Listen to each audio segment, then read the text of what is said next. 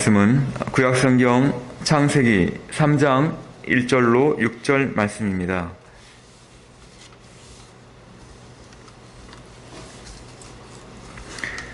말씀을 봉독하겠습니다.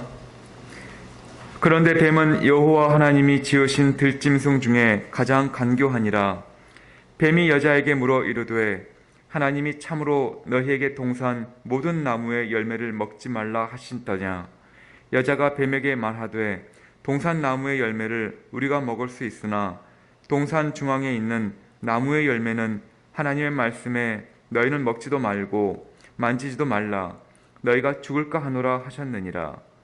뱀이 여자에게 이르되 너희가 결코 죽지 아니하리라. 너희가 그것을 먹는 날에는 너희 눈이 밝아져 하나님과 같이 되어 선악을 알 줄 하나님이 아심이니라. 여자가 그 나무를 본즉 먹음직도 하고 보암직도 하고 지혜롭게 할 만큼 탐스럽기도 한 나무인지라. 여자가 그 열매를 따먹고 자기와 함께 있는 남편에게도 주매 그도 먹은지라. 아멘. 이 시간 하나님의 표적이라는 제목으로 담임 목사님 말씀 전하실 때 큰 은혜 받으시기 바랍니다.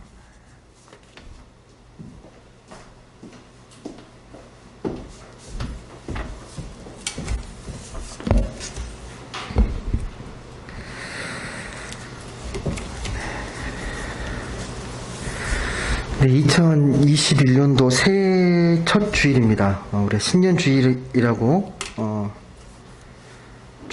부르는 주일인데요.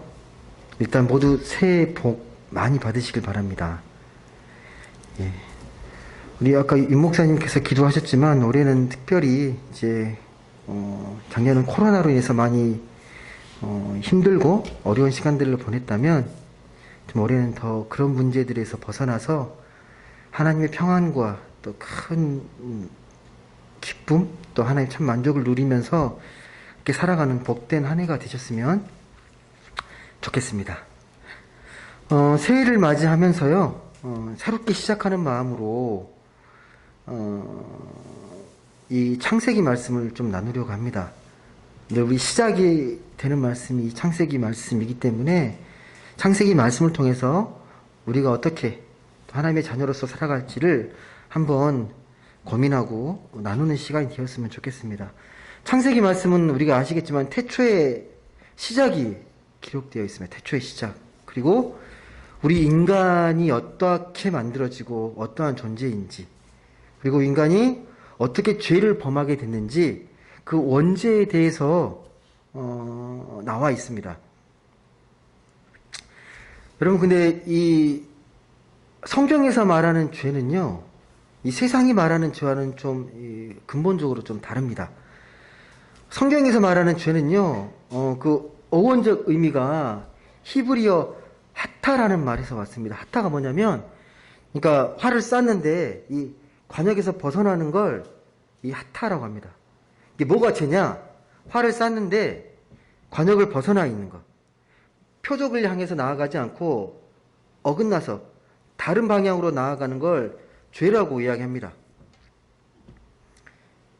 여러분은 이 의미를 이해하십니까? 그러니까 화살을 쐈는데 관역에서 벗어난 게 죄예요. 이게 왜 죄라고 여러분은 이해가 되십니까?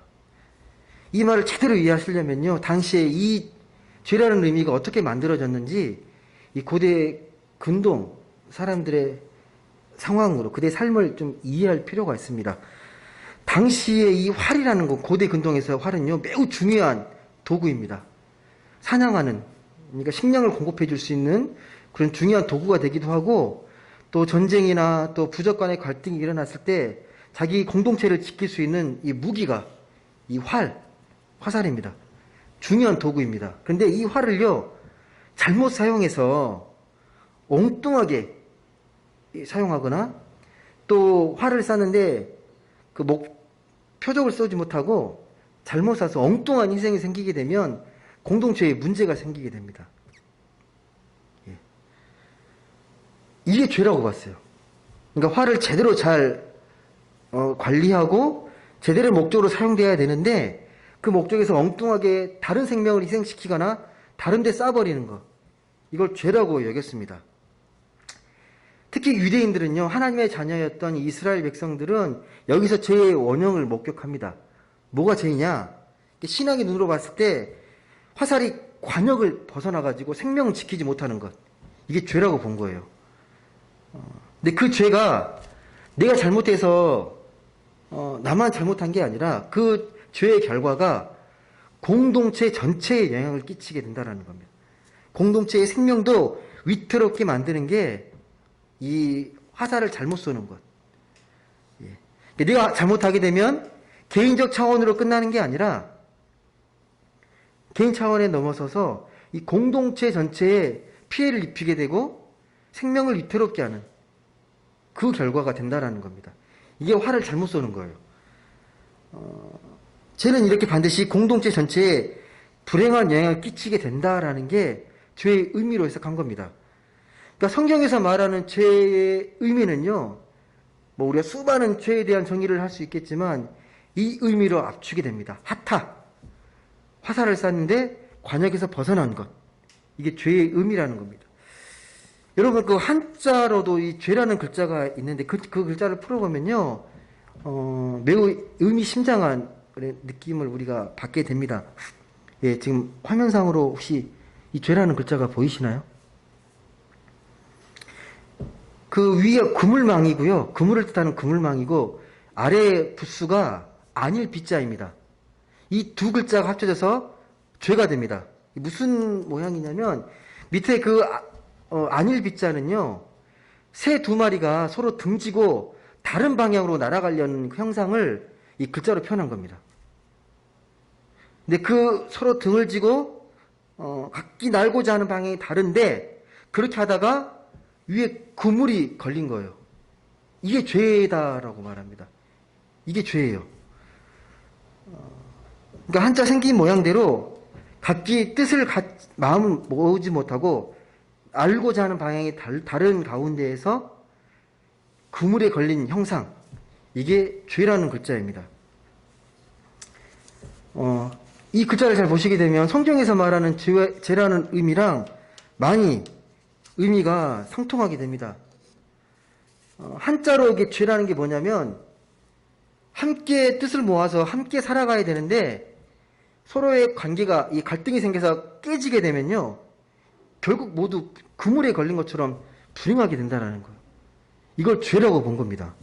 이게 고대인의 사고에서는, 그러니까 죄라는 걸 개인적 차원으로 생각한 게 아니라 관계적 차원, 공동체의 차원으로 생각을 한 겁니다. 다시 말씀드려서 이 죄라는 문제는 개인을 넘어서서 공동체의 평화와 생명을 위협하는 것이다. 이게 죄다라는 겁니다. 우리 인간의 모든 이 관계를 파괴하는 일체의 모든 것들이 죄라고 본 것입니다. 그러니까 한마디로 죄라는 건요, 관계가 어긋나는 겁니다. 관계가 어긋남, 이게 죄의 본질, 죄의 속성이라고 우리가 보셔야 합니다. 근데 특별히 오늘 읽었던 이 말씀을 보게 되면요, 죄의 뿌리가 무엇인지, 그 죄의 그 어긋남의 뿌리가 무엇인지를요, 집요하게 우리에게 추적해서 보여주고 있습니다. 그 죄의 결과가 어떻게 나타나는지가 이 아담과 하와를 통해서 우리가 잘 발견할 수 있습니다. 여러분, 이 아담이 하나님께서 인간을 만드시고 혼자 있는 게 너무 외롭고 쓸쓸하고 좀 이렇게 짠해 보이니까 그가 잠들 때 그의 갈빗대를 치해서 여자를 만들었다고 기록합니다. 예, 반려자를 준 거죠. 평생 동역자. 근데 아담이 그 하와를 보고 나서 했던 표현, 그 감격의 표현이 있어요. 아시겠지만 이 하와를 보고 나서 뭐라고 이야기하냐면 이는 내 뼈 중에 뼈요 살 중에 살이다. 그러니까 너무 귀한 존재라는 것을 정말 극찬해서 표현한 거죠. 이는 내 뼈 중에 뼈요 내 살 중에 살이다. 나와 한 몸이다. 정말 귀하다라는 걸 이렇게 표현합니다. 하지만 나중에 죄를 범하고 나서는요, 이 여자 때문에 신세 망쳤다고 한탄합니다. 그렇게 높였던 자기 안에 하와를 두고 뒤에 보시면요 그렇게 표현해요. 이게 처음에 내 뼈 중에 뼈요 살 중에 살 이렇게 이야기했다가 나중에는 하나님이 주셔서 나와 함께 하신 여자 그가 이 12절에 그렇게 표현됩니다. 표현이 확 바뀝니다. 그렇게 따뜻하고 나에게 감동을 주고 친밀함을 주고 기쁨을 줬던 존재를 이제는 되게 격화시켜가지고 대립된 존재로 표현을 해버려요. 죄를 범하고 나서는 아담이 처음에 죄를 범하고 나서 어떻게 보면 하와에게 책임을 돌리기보다는요 그 여자를 만들어준 하나님을 원망합니다. 그래서 그렇게 표현한 거예요. 하나님이 주셔서 나와 함께한 여자 그가 문제를 일으켰다라는 거죠. 그러니까 만들지 않으셨으면 나 혼자 있었으면 이런 일이 없었을 텐데 왜 괜한 짓 해가지고 여인을 만들어줘가지고 이렇게 죄를 짓게 하고 이런 상황까지 만드셨냐라고 그 원망의 화살을 하나님께 돌립니다. 그러니까 이 죄의 책임의 소재를 굳이 찾자면 여자가 죄를 통해서 여자를 통해서 죄를 지었지만 더 근본적인 건 하나님이 왜 이 여자를 만들어 가지고 죄를 범하게 했냐는 거죠. 되게 발칙한 도전입니다. 여러분 이 아담의 항변이 정당하게 여겨지십니까? 아 그렇지 그렇게 하는 게 충분히 이해되네. 여러분 그렇게 받아들여지십니까? 정말 여러분 이 아담과 하와의 이 관계 어디서부터 이게 어긋났다고 여러분은 생각되십니까? 여러분 처음에는요 아담과 하와가 이 에덴 동산에서는 죄를 짓기 전까지 아무런 문제 없이 잘 살았습니다. 평화롭게 또 안정된 이 질서와 이 아름다운 세상 속에서 자유를 누리면서 잘 살았습니다. 단지 한 가지 규칙만 지키면 됐죠. 잘 아시겠지만 한 가지 규칙이 뭡니까? 이 선악과만 따먹지 않으면 됩니다. 이 선악과라는 규칙은요 그렇게 어려운 규칙이 아닙니다. 어떤 내가 특별하게 힘든 노력을 해서 그 규칙을 지키거나 아니면 내가 어떤 훈련, 특별한 훈련, 하드 트레이닝을 받아가지고 그 규칙을 지켜내는 게 아닙니다. 그냥 안 따먹으면 됩니다. 더군다나 만약에 이 에덴 동산 안에서 먹을 것이 부족했다면 유혹이 있겠죠. 배고픈데 이거 따먹고 싶다는 유혹이 생길 텐데 다른 먹을 거리가 너무 풍족해요. 굳이 이걸 무모하게 도전할 필요가 없습니다. 위험한 모험이죠. 이걸 따먹는 거. 왜? 분명히 하나님께서 경고했잖아요. 너 이거 먹으면 정녕 죽으리라 라고 경고했기 때문에 굳이 무모하게 위험한 도전을 할 필요가 없습니다. 그런데 어느 날 아담과 하와에게 의문이 생기기 시작합니다. 우리가 이 에덴 동산에서 이렇게 잘 누리지만 내가 누리는 이 자유가 완벽한 자유일까? 완벽하게 잘 누리고 있는 걸까라는 이 의문이 들기 시작합니다. 그러니까 점점 불만이 싹트기 시작하는 거죠. 이왕 자유를 주신 거 완벽하게 주시지 왜 굳이 이 중앙에다가 이 선악과를 만들어 가지고 못 따먹게 해서 왜 내 자유를 제한하지? 그런 의문이 들기 시작하는 거죠. 그런 생각이 갈수록 확신으로 점점점 그 생각이 깊어지면요 확신으로 변해갑니다. 처음에는 하나님이 이걸 먹으면 죽게 된다고 경고했기 때문에 두려워서 망설였습니다. 근데 점점점 그냥 엄포를 넣으려고 경고한 건 아닐까? 라는 의문이 점점점 커지는 겁니다. 그렇게 생각하니까 내가 누리는 자유가 제한되어 보이는 거죠. 뭔가 좀 이렇게 억눌린 느낌? 뭔가 이렇게 완벽한 자유가 아니라 뭔가 제한된 느낌을 받게 되니까 어느 순간 이 하나님이라는 존재가 나를 지키시고 보호하는 존재가 아니라 내 자유를 제약하는 분으로 나의 자유를 걸림돌이 되는 장애물처럼 여겨지기 시작하는 겁니다. 그 순간부터. 그래서 내가 완벽한 자유를 누리려면 이걸 먹는 게 완벽한 자유다. 그러려면 이 하나님이라는 이 걸림돌을 넘어서야 한다라는 생각에 미치게 되는 거죠. 이 순간에 이 뱀이 찾아옵니다. 여러분, 이 뱀의 유혹에 그냥 괜찮다가 유혹하자마자 넘어갔다고 생각하시는데요. 그 말씀의 행간을 보시게 되면 결코 그렇지 않습니다. 정말 하나님에 대한 확신, 하나님에 대한 믿음이 굳건했다면요, 뱀이 찾아와서 너 이거 먹으면 자유롭게 될 거야, 더 하나님처럼 밝아질 거야, 그런 말이 흔들리지 않았을 겁니다. 그렇지 않다고. 예수님이 하셨던 것처럼 하나님을 시험하지 말라고 했을 거예요. 그런데 이미 이 하와의 마음속에 의문이 들고 불만이 있었기 때문에 그 말이 확 꽂히는 겁니다. 예. 그 표현이 어떻게 나오냐면요, 그 3절에 보시면 여자가 뱀에게 말하되 동산 나무의 열매를 우리가 먹을 수 있으나 동산 중앙에 있는 나무의 열매는 하나님 말씀에 너희는 먹지도 말고 만지지도 말라, 너희가 죽을까 하노라로 말이 바뀌잖아요. 죽으리라고 말을 했는데 하와의 마음속에 말씀이 점점점 멀어지니까 이 말씀이 흐릿해지는 거예요. 예. 의문이 드는 표현이잖아요. 정말 죽을까? 죽을까 하노라로 바뀌는 거죠. 이렇게 의심이 들고 마음에 불만이 쌓일 때 뱀이 찾아와서 유혹하니까 그냥 자연스럽게 넘어가는 거죠. 너무 달콤한 유혹이죠.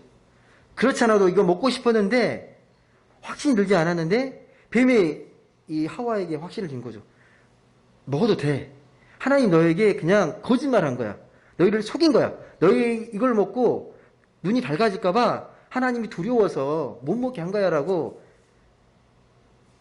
이렇게 마음을 달콤하게, 하와의 마음을 이렇게 유혹한 겁니다.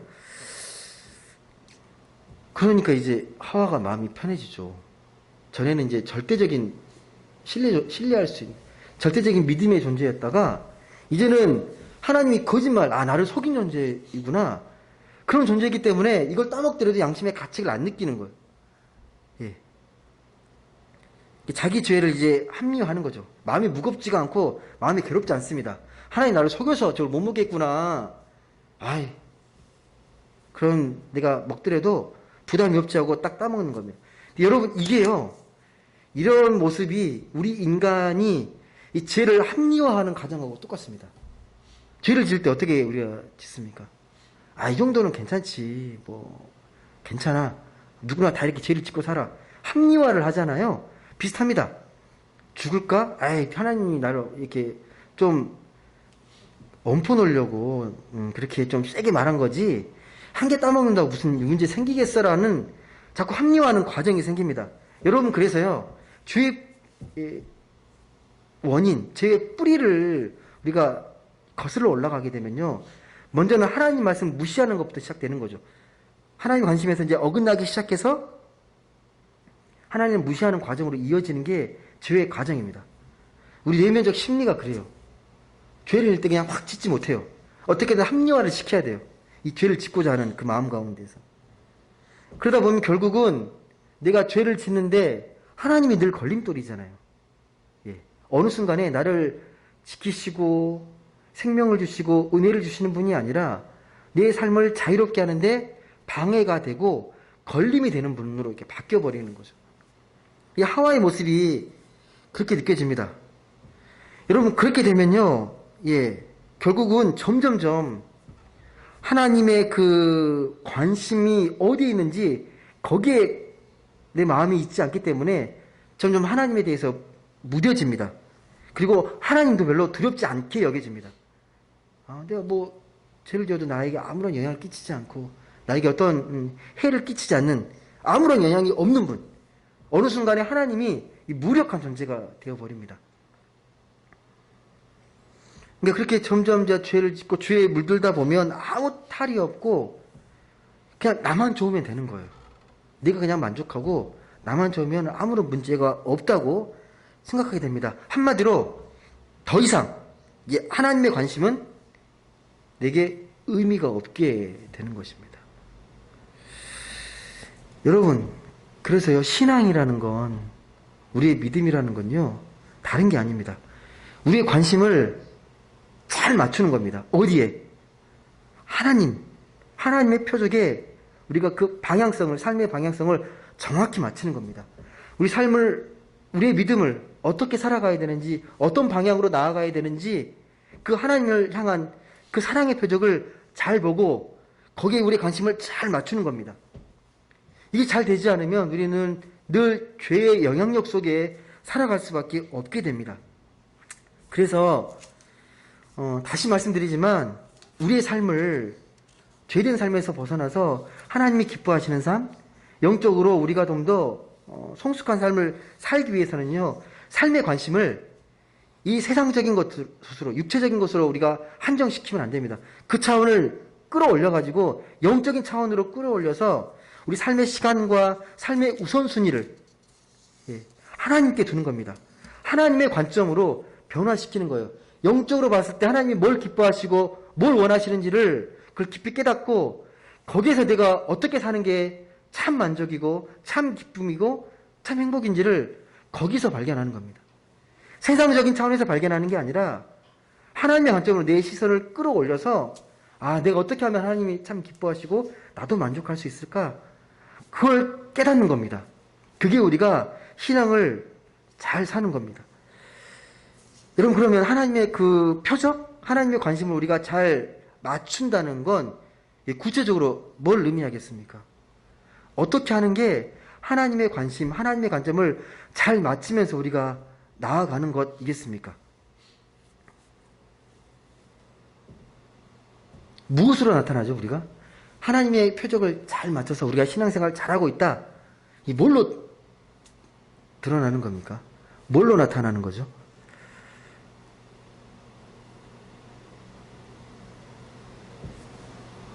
네. 답을 아시는데, 여러분이. 여러분의 그 사랑으로 나타납니다, 사랑으로. 사랑의 행동으로. 사랑의 믿음으로. 그러니까, 자기 중심적인 이 삶의 우물에서 벗어나서 남을 포용하는 삶으로. 나만의 자리가 아니라, 너와 함께 있는 이 더불어 함께하는 이 삶의 가치, 남과 함께하는 삶의 가치를 느끼는 자리로 옮아가는 거예요. 그 옮아갈 수 있는 게 사랑의 힘이죠. 사랑으로 나타나게 됩니다. 근데 여러분, 이런 삶을 지향하지 않게 되면요, 공동체는 무너지게 되어 있습니다. 여러분, 뭐 교회뿐만 아니라 여러분 여러 모임 또 여러 관계성 속에서 여러 가지 이런 만남들이 있을 겁니다. 근데 어떤 조직이든 어떤 모임이든 간에 그 안에서의 어떤 생명력이 있고 활기가 있는 모임의 특징은 뭐죠? 서로를 이해하고 배려하고 사랑을 잘 나눌 때 그 공동체가 든든히 세워지고 건강합니다. 하지만 이런 사랑에 대한 의식과 남을 배려하는 마음들이 약해지면 약해질수록요, 그 공동체는 속으로 병들어갑니다. 겉으로 멀쩡해 보이는데 아무런 활기도 없고 되게 침체되어 있는 공동체의 모습을 느끼게 됩니다.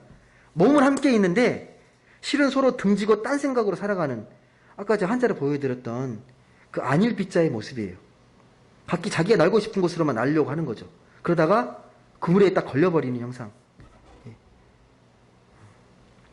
아니, 여러분, 그냥 나 중심적으로 그냥 나만 생각하고 사는 게 자유롭고 특별히 별 어려움이 없는 것 같지만요, 그렇게 계속 살다 보면요, 어떤 일이 생기냐면 마치 그물에 걸려있는 새 두 마리의 불행과 같아집니다. 내가 정말 도움이 필요할 때 내가 아무리 힘들다고 외치고 절박한 이 내면의 고백을 하더라도 그 소리를 들어주지 않습니다. 왜? 서로 제 갈 길이 바빠서 누구도 도와주지 않는 살벌한 세상이 돼버리기 때문입니다. 여러분, 우리 가정도 마찬가지 아닙니까? 부모와 자식 간에, 남편과 아내, 또 형제와 자매. 자기 중심적으로 생각하게 되면요, 자기는 꼼짝도 하지 않고 네가 중요하니까 상대방 보고만 이쪽으로 자꾸 오라고 하면요, 그때 어긋나잖아요. 내가 중심적으로 이야기하면서 나 쪽으로만 오라고 하면 영원한 어긋남으로 나타납니다. 모든 만사가 나만을 내세우고 이 나만 중요하게 됩니다. 여러분 그런 상황에서는요, 사랑을 위해서 내 자신을 뭐 희생하거나 내 자유를 내어서 내 시간을 내어주거나 그런 게 일어나지 않습니다. 내가 중요하니까. 근데 그런 공동체가 특징이 늘 어떤 문제가 생기거나 어려움이 생기면 그 원인을 늘 상대방에게 찾잖아요. 늘 남 탓을 하게 되는 거죠. 네가 좀 더 열심히 하지, 네가 좀 더 배려하지라고. 자기는 가만히 있지만 그런 갈등 속에서 평화가 사라지는 거죠. 근데 그 결과는요, 모두가 시름시름 앓게 됩니다. 이 병든 공동체가 되는 거죠. 나 한 사람이 아니라 내 혼자 이 이기적인 자기 중심적인 삶으로 인해서 모두가 병들어가게 됩니다. 교회도 마찬가지잖아요. 교회도 병든 교회는 이 사랑의 온기나 활력이 없습니다. 모두가 외롭다고 말을 해요. 모두가 외롭다고. 그런데 정작 사랑의 행동, 사랑의 믿음은 같지 않습니다. 그렇게 살려면요, 어느 정도 반드시 남을 위해 시간을 내고 내 자유를 희생하는 게 반드시 필요합니다. 그냥 되어지진 않습니다. 하지만 정작 본인은 그렇게 할 수 없다고. 내가 너무 여유가 없고 내가 너무 힘들기 때문에 나는 그렇게 할 수 없다고 합리화하면서 뒤로 빠지는 거죠. 그리고 남 보고 왜 너는 그렇게 하지 않느냐고 남이 하지 못한 것들에 대해서 늘 불만스러워합니다. 자기에겐 책임이 없는 거죠. 늘 상대방에게 책임이 가 있는 거죠. 그런 관계, 그런 공동체가 서로가 서로를 더 차갑게 대하게 된다라는 겁니다. 여러분, 이런 공동체의 특징이 뭔지 아십니까? 최고의 가치가 뭔지 아세요? 이런, 자기가 더 중요하고 자기 중심적으로 살아가는, 남을 배려하지 못하고 남 위해서 시간을 내지 못하고 희생하지 못하는 공동체의 특징. 거기서는요, 나보다 얼른 내가 좋은 것을 빨리 차지하는 게 최고의 가치입니다. 저 좋은 거 있으면 내가 먼저 차지하면 돼요. 이게 최고의 가치입니다. 근데 이렇게 살면 편할 것 같아요. 남이 터치 안 하고 남에게 어떤 특별하게 관심을 받지 않고 그냥 내 좋을 대로 살면 좋을 것 같은데, 그게 아니면 모두가 자유로운 것 같고 모두 자유를 누리는 것 같지만 그 내용을 들여다보면 모두가 그런 모습 때문에 자유의 제약을 받고 자유를 온전히 누리지 못합니다. 오히려 서로에 대한 따뜻한 관심이 내가 누리고 있는 이 자유를 더 온전하게 만듭니다. 여러분, 누군가가 불행하면요, 그 불행이 한 사람에 그치지 않습니다. 반드시 자신의 불행으로 이어지는 고리가 됩니다. 남이 애통해 하잖아요. 그 애통함이 결국은 자신의 애통함으로 이어질 수밖에 없다는 그 현실에 무지한 겁니다. 누군가 배고프잖아요. 근데 그 배고픈 사람이 결국은 누군가의 집을 터는 도둑이 되는 거예요. 누군가 깊이 좌절하는 사람이 생기면 길거리 가다가 묻지마 폭력을 당합니다. 이 사슬이 있어요. 선한 것들은 선순환이 일어나지만 악한 것들은 악순환이 계속 벌어집니다. 누군가의 불행이 한 사람으로 끝나는 게 아니라 관계로 이어지고 공동체로 퍼집니다. 여러분, 태초에 이 선악과의 죄를 범했던 아담과 하와의 관계가 그걸 명확하게 증언하고 있습니다. 관계가 깨지면 어떤 일이 벌어지는지를 우리에게 명확하게 보여주고 있습니다. 그 좋았던 이 금술 좋은 이 아담 하와의 관계가 더 이상 보여지지 않아요. 더 이상 그런 모습은 없습니다. 지금 오늘 말씀의 3장에서 쭉 보시게 되면요, 이 아담은 하나님 앞에서 우리를 말하는 게 아니라 나를 강조해요. 내가 나만을 앞세우는 모습을 보게 됩니다. 온통 관심이 자기 자신이에요. 동고동락하고 내가 그렇게 사랑하고 아꼈던 아내는요, 더 이상 관심의 대상이 아니에요. 지금 죄를 짓게 한 그냥 죄의 대상이고 나와 대립되는 그런 존재로 지금 아담은 하와를 여기고 있습니다.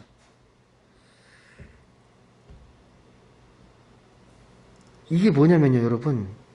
몸은 비록 지금 에덴 동산에서 있지만 이미 에덴의 평화는 존재하지 않습니다. 그것이 아무리 풍족하고 먹을 것이 많은 그런 물질적으로 풍요로운 세상이라고 하더라도요, 이미 관계가 깨진 이상 이 에덴이라는 동산은요, 평화가 존재하지 않는 그런 동산이 되어버립니다. 이렇게 서로를 더 이해하고 따스한 배려와 이 사랑이 사라지게 되면 그것이 아무리 에덴이라고 하더라도 죽음의 황량함과 삭막함만이 존재하게 된다는 사실입니다.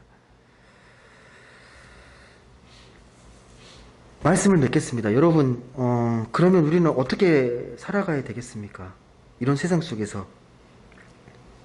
말씀을 정리해 보려고 합니다. 우리가 2021년도를 맞이해서 우리가 걸어가야 될 이 생명의 길은, 제가 죄에 대해서 처음에 이야기했지만 자기라는 욕심, 욕망에서 벗어나는 길을 이제 선택하는 겁니다. 근데 그게 그냥 되지 않습니다. 쉽지 않습니다. 늘 우리의 본능은 내 중심적으로 나를 위한 삶으로 자꾸 이렇게 환원이 되기 때문에 그런 삶에서 벗어나기 위해서는요, 우리가 부단히 하나님 앞에 서야 합니다. 나보다 더 위대하시고 나의 삶을 너무도 잘 아시는 그 하나님 앞에 자꾸만 우리의 몸과 마음을 가져가고 그 앞에 머리 숙이고 그 앞에 무릎을 꿇는 겁니다. 그 위대하신 하나님의 관심 속으로 자신을 힘있게 끌어들이는 거예요.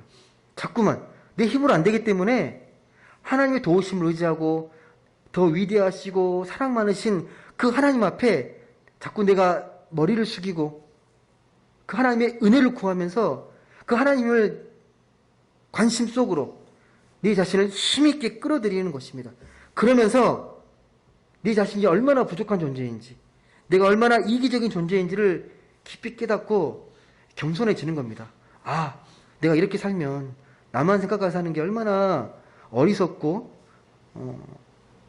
하나님 기뻐하지 않은 삶인지, 정작 기쁨이 아니겠구나 하는 걸 깨닫고 나서 그렇게 살아가는 겁니다. 여러분, 영혼의 출발은 늘 이렇게 시작돼요.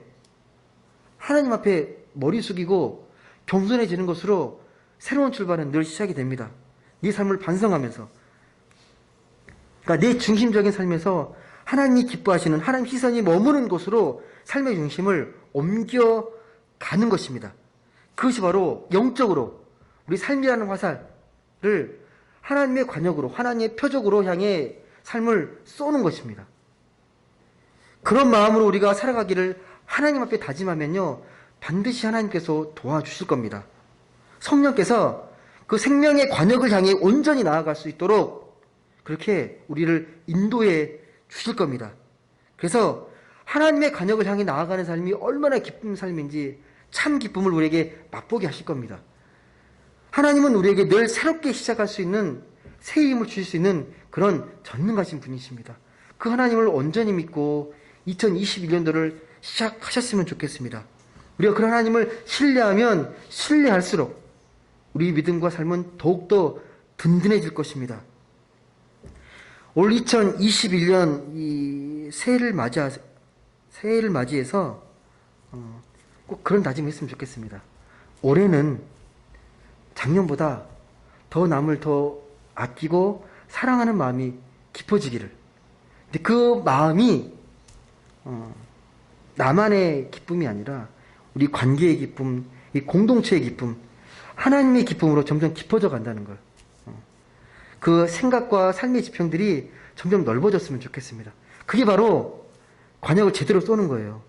나에 대한 관심에서 점점점 남을 위한 관심으로, 공동체의 관심으로 관심의 지평을 넓혀가는 것. 그렇게 살아가게 된다면 우리의 기쁨과 행복, 생명, 평화의 열매가 더 많이 맺혀지게 될 것입니다. 부디 그런 삶으로 올 한 해 승리하고 또 주 안에서 참 기쁨과 행복을 온전히 누리면서 또 그것들 나누며 살아가는 모든 분들 되시길 주님의 이름으로 간절히 소망합니다. 기도하겠습니다.